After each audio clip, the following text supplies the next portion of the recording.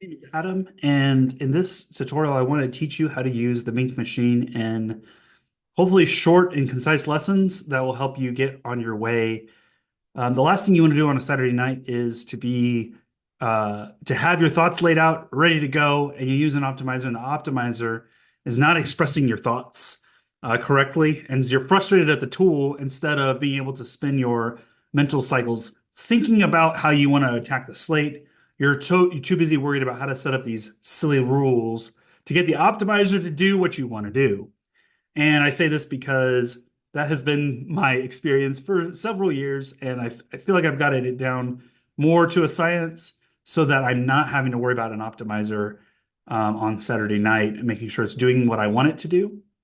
I'm able to actually think about the slate. So I hope this tutorial can help you as well. And the main reason why I'm even building this tutorial is because so many people have helped me over the years and have just helped me become a better DFS player. And my background is computer science. I do troubleshooting at a Fortune 500 company for a living. I even attempted to build my own optimizer because I like statistics. I actually have patents around image processing and statistics type stuff. So I really enjoy that side of it. In fact, I like the optimizer side of the 150. That's what drew me to DFS to begin with. So my mind thinks in optimization format world. And so I hope that this tutorial can be a help to anyone who is struggling with an optimizer or just getting started if you've never used one. So as in true JM fashion, I'm going to use this introduction to talk about what an optimizer does and why it's important. An optimizer is supposed to be, in a very simplistic sense, it's a combinatorial optimizer. You're building different combinations of different players, and there's a lot of math that goes on behind the scenes to build what is, you'd call the most optimal play. It uses constraints like you have to keep your salary under 50,000. Otherwise, the optimizer will spit out lineups that aren't actually eligible for a DraftKings lineup.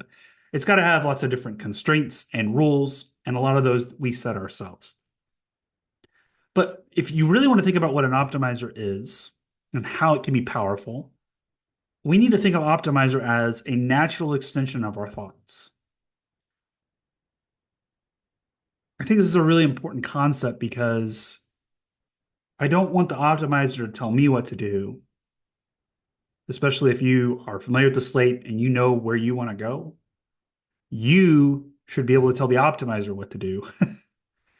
And so in optimize, you should have your thoughts ready to go, and the optimizer should be able to complement and express the thoughts that you have already come up with.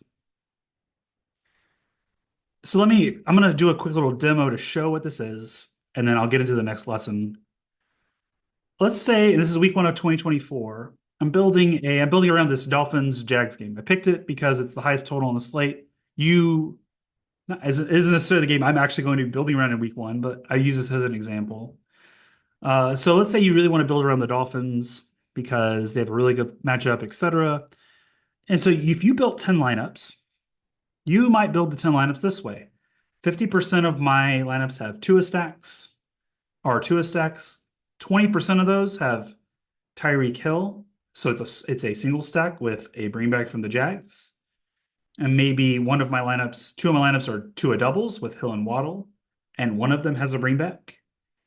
Maybe one of my lineups is Tua with Tyreek, and in this case, like Jonnu Smith or a fringe third option. And it also has a bring back. In this case, that was ETN. And if you've understood or read listen to JM's sessions, you know he likes to play, and I believe in this too, hedging. You say, well, if the Dolphins stack fails, what could be the reason the Dolphins stack fails if I'm betting heavily on this game? Two of the reasons. There's a few reasons. One is the running backs had a good game in this case. It could be Achane or Mostert or both. And so you could actually you might have a sixth or a seventh roster that has a running back from the Dolphins, hedging your bet on if the stack fails. JM talked about this with the Jags. I think it was a Leonard Fournette week, and he was betting on the Jags passing game when Fournette was on the Jags, and he played Fournette as kind of like a hedge to that stack, and it paid off really big for him. And then another way you could say the Dolphins game failing is, or this Dolphins stack failing is that the Dolphins defense scored two touchdowns. Dolphins defense scores two defensive touchdowns. Guess what? Tua and Tyreek probably aren't winning you a tournament that week. So you could hedge that way. And then you might have two lineups that say the Dolphins might fail because they just didn't score many points. It ended up being a low scoring game. And it's not what I expected, but it's definitely in the realm of possibilities. And so I might have two lineups with zero Dolphins or Jags players in those lineups. So if you're building 10 lineups this way and you want to use an optimizer, this is how you've decided to set up your rosters for that week. How do you get an optimizer to do this at scale? How do you tell it what you want to do at scale? And I'm going to show you this. If I was building, I'm just going to take this first example, right? This Tua, Tyreek with one bringback. So a single stack with a bringback. And let's just say, because it's 2 out of 10 rosters, that I want 20% of my rosters of 150 to have this same construct. Tua, single stack with Tyreek, and one Jags bringback. So I come over here, and what I literally did was I copied the first two lineups in here. And I want to project this out. This is what an optimizer does. It projects your lineups out. In this case, I want 20% of my lineups, that's 30 out of 150, to have this stack to a Tyreek with a Jags bringback. And the beauty of optimizer, this is what really why I think optimize from an optimizer standpoint is over here I had to pick my bringback. I had to choose, I might have liked, there's 5 viable bringbacks on the Jags this week. These 5 right here. And I had to choose which 2 I thought I wanted. Either they fit my roster from a salary standpoint, or they're the ones that I wanted the most. But if you build it from an optimization standpoint, you don't have to choose.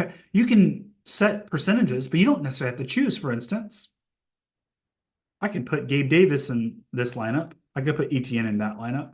And I could put Brian Thomas Jr. in this lineup.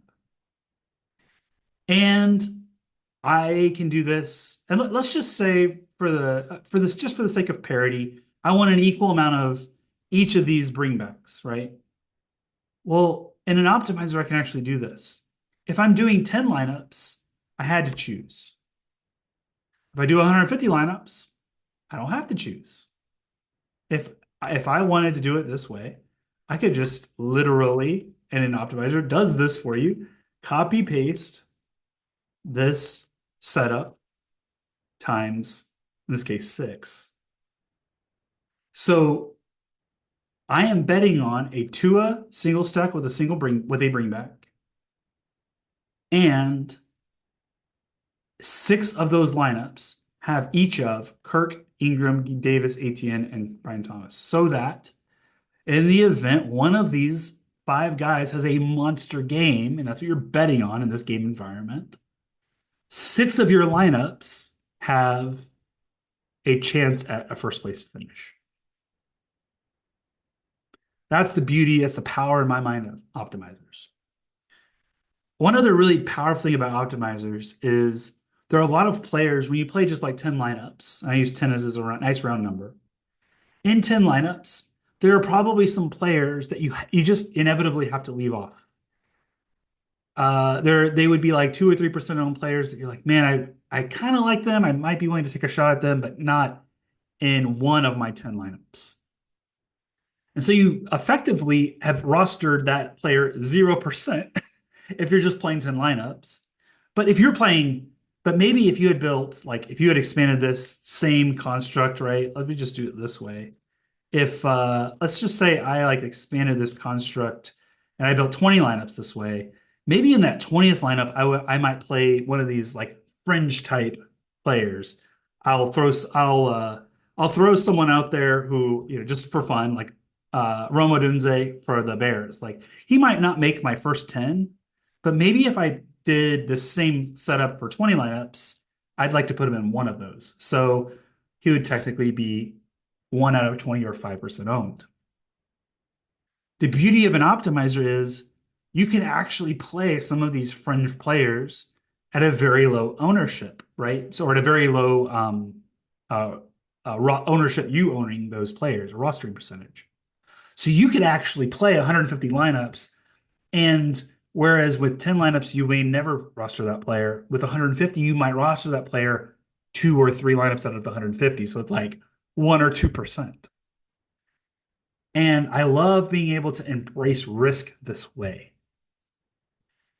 And so that's the power that I see with optimizers. And you saw I didn't even get into Bink Machine at all. You have to understand the purpose of an optimizer and how it's valuable and how you might think about it from if I hand build 150 lineups before you even go into an optimizer. It's really important to understand it. So I hope this lesson was a helpful precursor to how to utilize an optimizer, any optimizer, to do what you want instead of the optimizer telling you what to do. We'll head into the next lesson.